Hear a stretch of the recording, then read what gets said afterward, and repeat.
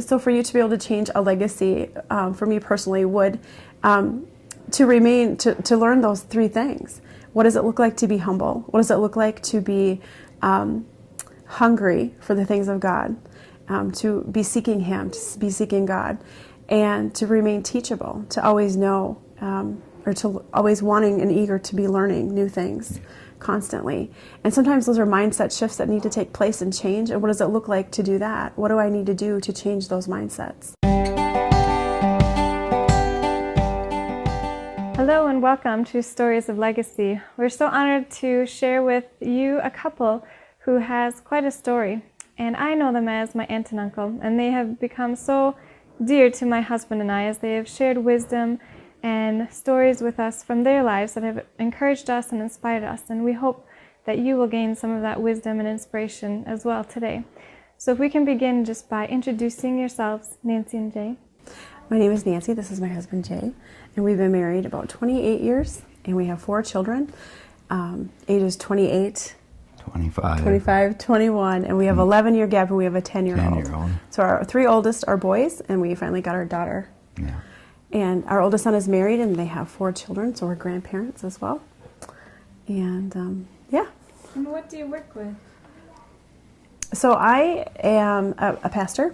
So I offer pastoral counseling and inner healing, as well as we have a school of ministry, which is a basic discipleship program. And Jay, you're in the midst of transition now? Yes, I'm coming up on the end of a long career in the military here in Minnesota and U.S. Army. Also support Nancy and what she does with the ministry. And I'm there to provide any help or assistance that I can. Well, let's jump back a few years. If you can tell the story of how you met and how that led to you getting married as well. I was out at a dance not too far, just a small town, actually out by a lake. And they used to have dances Friday nights, Saturday nights. And I saw this little blonde gal out there, and I'm like, oh, I'm going to go ask her to dance. So I ended up asking her to dance, and then all of a sudden she's like, I got to go, and decided to get her phone number and called her up, and we started kind of going out on a few dates, and yeah, It was really good. Nancy, how about you? What's your side of the story? Yeah, that is the story. So yeah, he called me a week later after he got my phone number, and we went out on a date, and everything just kind of happened after that. What happened after that? Well, to be honest, it didn't take very long. When I grew up, I wasn't trained, or how do I want to say it? My mother didn't teach me morals and values and things that are important to me today, such as purity and innocence and valuing my purity. And like most people today, I was looking for love. And so I thought that by being with a man physically was love. And so Jay and I were intimate very soon in our relationship, and that led to a pregnancy. So that was about 3 months into our relationship, I got pregnant. And what were your initial thoughts, Jay, when that happened? I was scared. I didn't know, because me being over the age of 18 and her being a minor, first thoughts were, well, I'm at which prison, and, am I going to get put in jail? Yeah, because I was 15 when I got pregnant, when I met Jay, and Jay was 25 years old. And so with me growing up as a child, my mom was an alcoholic, and I had to grow up real fast. And so most of my peers, instead of me hanging out with normal teenage girls, my peers were 20, 22-year-old girls. That's who I hung out with. And so I was with the same crowd that Jay hung out with, pretty much. Mm-hmm. Yeah. But then you decided to get married. Yes. Yeah, I kind of, trying to be a little bit hardcore on her. I said, you need to graduate high school before I'll marry you. And she worked really hard with having a baby and stuff, and did graduate from high school. And yeah, while everybody else was planning their, senior prom, she was planning a wedding. Mm-hmm. Mm-hmm. Yeah. So what made you decide to stay with me? Just responsibility. I kind of made my bed, and I needed to sleep in it, and I really loved you. And that love is still evident today. Yeah, still strong. Oh, so sweet. But it's been a journey. It's been a process. So you're not the same people you were back then as you are today. And I want to capture that journey for our audience. So if you can pick out just maybe a turning point that you can look back on during the years that you've been married, what was it that changed your lives to become the people that you are today?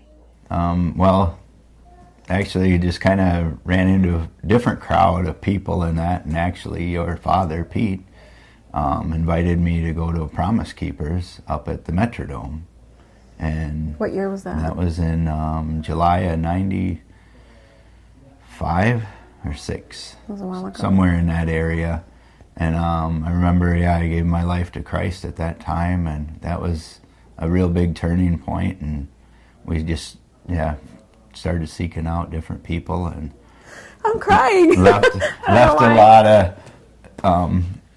a lot of friends behind, and people called. I know Nancy said, "Hey, so-and-so called," and I, and then she said, "Yeah, they asked where you were at," and I said, "It was up at Promise Keepers," and some of them, just okay, and we started a whole new church family.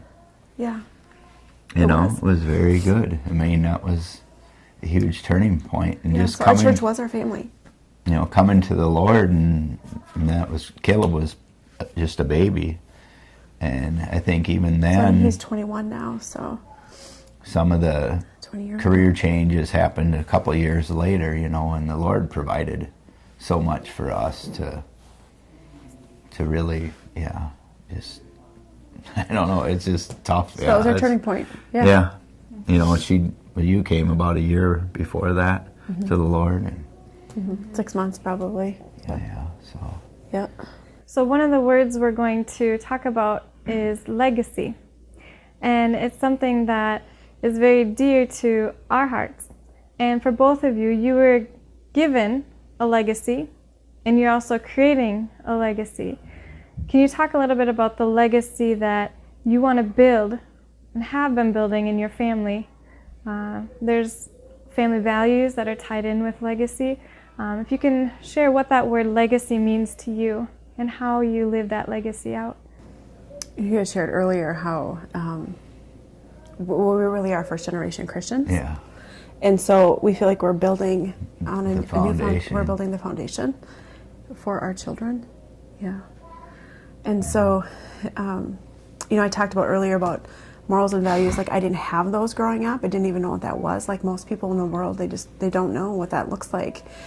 And so for me, it was a journey to figure out really what are my morals, what are my values, what do I want to leave behind. And I feel like we're still in that process of discovery. But I know this might seem real small. I don't know why I'm so emotional. Oh my goodness, Christina. Nice story. Yeah. I wasn't expecting this. Hopefully I can talk. This is crazy. Because I was fine. I'm like, okay, no big deal. We're going to interview. But I think that not having been taught what's important really, I don't know the words to say. Well, you really put your whole heart into into what you do, and even learning different things on how to inner healing. You went so I feel like hardcore into it. I feel like I'm kind of all over the place here with the interview, but right. Let's see, where do we begin?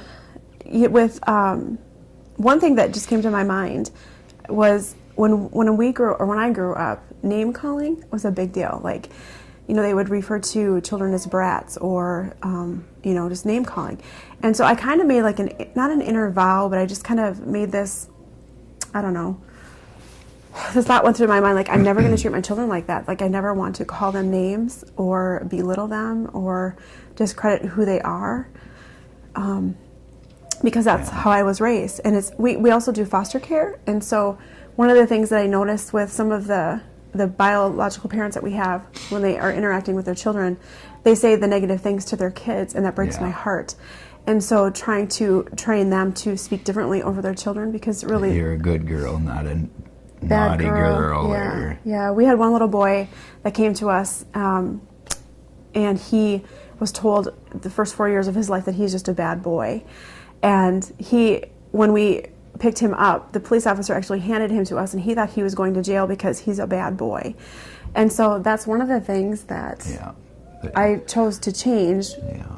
It's so simple and so little, but But you notice something different in them kids, you know, yeah. because you're lifting up them, you're building their self-esteem by praising them instead of talking down. Yeah. As far as morals and values, I don't know. There's so much. I don't know where to begin. Yeah. So what would you say you define your family values today? What are your family values? Family values today. Today. Honesty. Yeah. Honesty. And truth. Yeah, Yeah, to be honest. Yeah. And I feel like, again, that was defined by how I was raised. You know, when there was a problem or an issue, things were just swept under the rug and you never discussed it. You just walked around or pretended like it didn't happen, and that was frustrating for me. I'm a verbal processor. Between the two of us, Jay's more internal, I'm more a verbal processor. And so it's just very important, because of my past and how I was raised, to be able to be honest and to talk about things that happen and to process through those, and how does that affect, you know, us as individuals, as parents, as children, and so on. So how do you teach your children honesty and truth? How do we teach our children honesty and truth? You know, for one, I've learned that all negative behavior is based on fear. And so to cultivate a culture in our family that doesn't promote fear. And now, we haven't been the best at that. I think for me personally, when I was younger, you know, starting off as a mom at age 15, 16 years old, I was a different parent than I am now. Obviously, we're 35 years later. Yeah. And so I knew, you know, I always think back, and I don't use this as an excuse for my mom and how she parented, but she did what she could with what she had. And I look back when I was 15, and I did what I could when I was 15 years old. And so I parented differently then than I do now. And so to try to instill the value of truth and honesty is to provide a culture where the children are not fearful. Yeah, just And then be that goes- straightforward with them. Yeah, and then that goes along talking with, to them. And you communicate so well with them. You know, you're always talking with them, and Yeah. you know, and if there is an issue, you try to find out and see what's going on, because you know there's something not right if they're not, you know. What's the heart issue behind Yeah. it? The why behind the what I think is important. That's good. So we talked a little bit about family values, and truth and honesty are important to you. What would you say you are looking forward to in the future for your family? Your family has different generations as well. You said there's an 11-year gap. So what are you looking forward to in your future in creating for your family to come? Well, we do have a ministry, and so our hope is that someday our children will take over that ministry, and we're building it for them and to take over. That really is what the purpose of the is, to ministry. leave the legacy of who we are, as far as serving and loving God and loving others, to our children, and to see what the Lord does through that. If you were to sum up advice for parents that are out there, maybe they're wanting to change the legacy that they've been given. They haven't been given the best in their past, and they're wanting to change that. What advice would you give for parents who are looking to create a better legacy for themselves and their families today?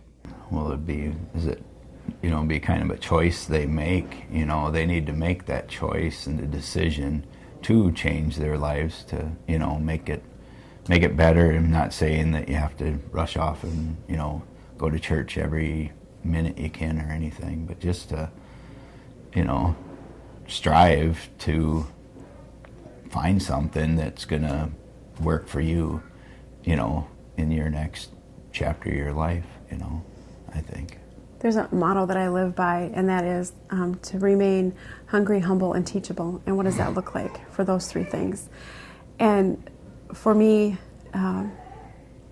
parenting and being a parent and a spouse and a ministry leader is to, if I can remain hungry for the things of the Lord and remain humble, to posture myself, and I always say to go low, and to also remain teachable, whether it be to remain teachable with my husband or my children or on a leadership team, that it's very important to me to pass that along. I feel like, so for you to be able to change a legacy, for me personally, would to remain, to learn those three things.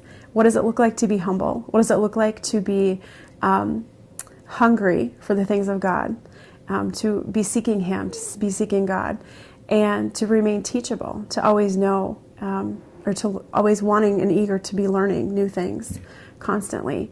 And sometimes those are mindset shifts that need to take place and change. And what does it look like to do that? What do I need to do to change those mindsets? And how about, what advice would you give to parents? You have had your children and have grandchildren, and you've also mentored other parents too. What are pieces of advice that you would give to parents from your experiences? For myself, again, it would be to be honest. It really is. To be able to be upfront and open and honest. I always say that vulnerability and transparency are keys to the kingdom of God. And whatever, for myself personally, is to remove whatever is preventing me from becoming vulnerable and transparent, and to have the intimacy with God, my spouse, and my children, is important to have those keys. How about you, Jay? Yeah, I'm kind of all right in there. It's just His love is, more, and the joy that He brings, is so powerful, and it helps you make it through some really bad situations and stuff if you just seek Him more and just trust Him and ask Him for His guidance instead of trying to do it on your own. Well, and we also know that through the inner healing that we do, through the Christian counseling and things, that we can say that God's love and His joy are like keys, but we also know that that is also a process. So sometimes there are things that can happen in our lives that can prevent us from receiving God's love. And so those are some of the things that we walk through. And so even though we can say that we receive God's love, right, and we can seek the Lord in humility and transparency and vulnerability and things like that. But we also know that that's a process. For us, it's a 20-year process. It's not something that just happened. Right. And so we also know that through, like for myself, especially with the trauma that I've gone through as a child, not as traumatic as some, but for me it was traumatic, that I had to work through those heart issues and those hurts to become who I was today, who I am today. So we also have, we've had, just a lot of challenges and things, and that have been good, that have been really good for us to get to where we are. So you talk about struggles and challenges. What is it that really helped you get through those struggles and challenges? For me, I feel like it's support, obviously, from Jay, and also our church family. Our church family has been a tremendous support. Huge. And having a core group of people, having spiritual mothers and fathers. Both my parents have passed away and Jay's parents have passed away, so we haven't had those people to lean on. Jay, you mentioned how important it is to support Nancy in part of communication and such, especially for being a man in the military, where emotions are something you don't express, or it's maybe not common to express emotions. What do you say, even as a man, no matter what your job is, what advice would you give to other men who are maybe struggling with expressing emotions or having gone through challenges where it's hard to connect with their wives? What advice would you give in how to connect with your wives and your children? Well, I think it kind of goes back to even when I was getting ready for Iraq and I started to pull away. Our communication started, and we're like, okay, we need to stop this. We need to come together and communicate, because a lot of people just disassociate, okay, I'm going to take care of myself, you're back, I can't do nothing about it. But so we kept that open communication, I think, is key to any relationship. You have to talk, and I'm not very good at it. I'm a man, I guess you can say, and I don't know if some men do that, but it's a challenge. We had to make a choice. Yeah, we made a choice to recognize it, to stay, and even being in Iraq, and people, how can you be over here with, and smiling and laughing? And I said, well, I'm not going to let this place get me down, because I have the joy of the Lord. And just being able to call and talk to Nancy pretty much every day, or within, a few days of each other, it meant a lot, and it kept my spirit high, and I'm hoping it kept her spirit high. So you feel like that was a turning point, maybe? I think so. For the communication? Yeah, just keeping that going, and not stopping and pulling away, okay, I'm going to take care of myself. Because even coming home, she, it was a transition to, it was gone 7 months, that last stretch, and it was a transition, because I'd go over and start making a sandwich. She's like, hey, there's more of us here, so I'm like, okay, all right. So, yeah, we went through our struggles, but... So do you think you would say, as far as advice, that to be able to recognize that? Yeah. I mean, I think that is key, yeah. To communicate. Yeah, to communicate. Not pull away. Okay, so we've talked about the struggles and challenges you have, and the importance of communicating and not pulling away. You two have been through so much in your lives, and you have a lot of experience together. What do you suggest to couples that are going through challenges and opposition? What are 3 top things that come to mind that you would suggest to those couples to do if they're going through challenges right now and they're shutting each other out? What should you do? I think it would be important to seek outside counsel. Yeah. I don't, it says it in the word that, I forgot the verse, but about seeking a multitude of counselors. Yeah, that is good.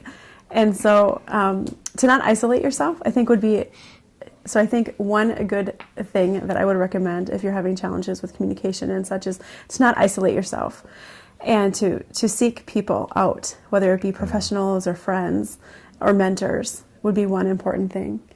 And obviously to seek the Lord, and to be in prayer with your spouse, and to seek God together would be one thing that I would recommend.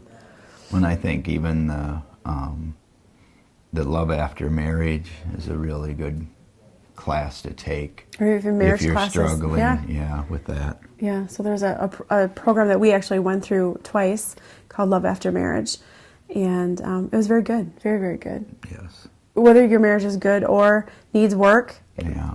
Yeah, it's just very, it's it's challenging in times, and it makes you work a little bit. That's good. Life is worth it, right? Mm-hmm. All right, so let's turn to parenting as well. You have a lot of experience with parenting, and you said you've parented differently now than you did when you first were a parent. What have you learned now as a parent that you wish you knew when you were first parenting? Patience. Patience is a big deal. Yeah. And also control. I felt like when I parented when I was younger, I had a lot of fear. And when you have fear, you typically want to control. And so I did a lot of parenting out of control because it was all fear-based. And so, in the Bible, it says that His perfect love casts out fear. So as we've come to know and walk in a relationship and draw closer to the Lord and receive His love and walk through that process of receiving more of God's love, that fear has dissipated and gone, to so much so that now I can receive more. We can receive more of His love and parent completely different. And so it really is God that has helped us change who we are as people and who we are as parents through His love. Can you give a tangible example of how you maybe would parent out of fear years ago compared to how you would parent today? Just to give an example. For me, I guess, let's see, I have to think of an example.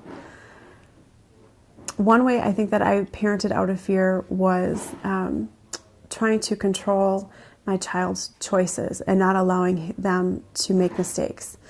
And so I would try very hard to help them not make mistakes, and I would do things for them, causing them to believe that they couldn't do it or they weren't good enough.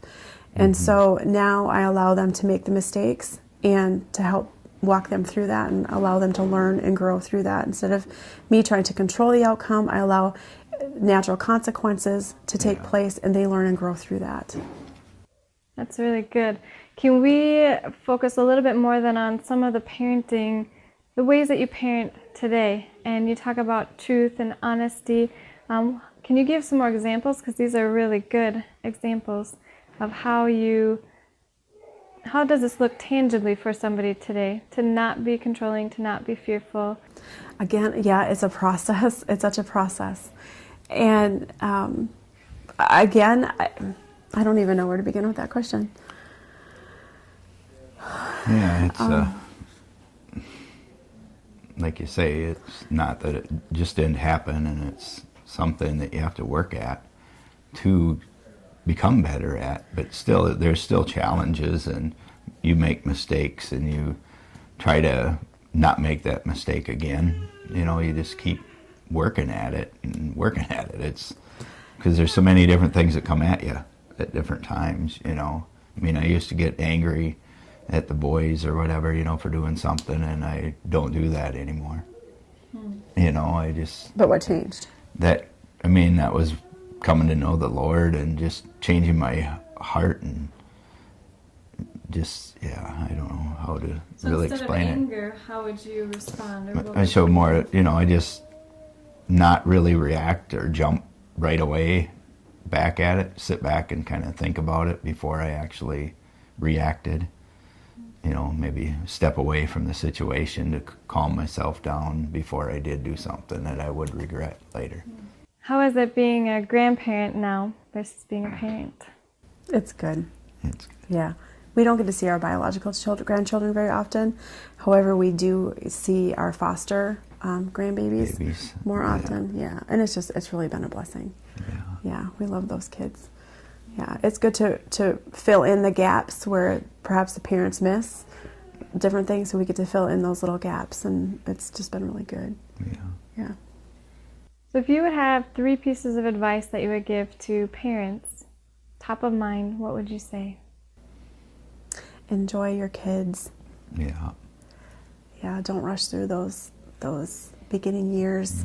Don't try to rush them out the door. Yeah. It goes way too fast. Goes way too fast. Yeah. And I know it's hard when you have your babies. When you have little kids changing diapers and bottles and all those things, and chaos. You just wish you have your life or what your life was like before that, but just enjoy it. It's so good, and it does go fast. Yeah.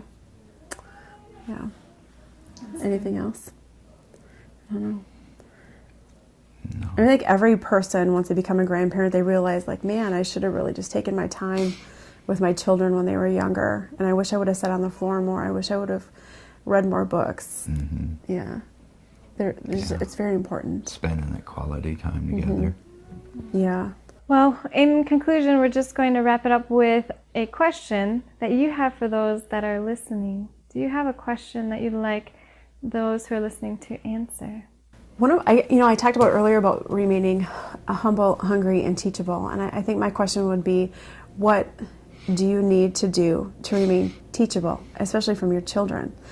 You know, what can your children teach you? What will you allow your children to teach you? And one of the things that I practice specifically is forgiveness. I know you do too, but forgiving our children, and when we make a mistake as parents, how quick are you to go to your children and ask for forgiveness, and to allow those moments when you've made a mistake to teach you as a parent with your children.